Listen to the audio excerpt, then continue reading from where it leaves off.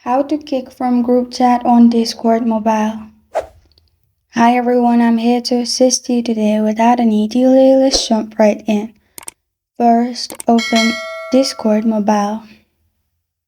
Click on the group chat you want to remove someone from.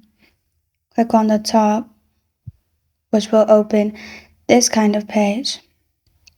At the bottom, you'll find members. Simply select the member you want to remove. After you've selected the person you want to remove, click on three dots at the top right corner of your screen. Then click on Remove from Group. After you have done that, they will be removed from your group chat on Discord mobile. This is how to kick from group chat on Discord mobile. Thank you for joining me today. If this video helps you out, please leave a like and subscribe for more. Got a question or want to suggest a topic? Comment below. Thank you for watching.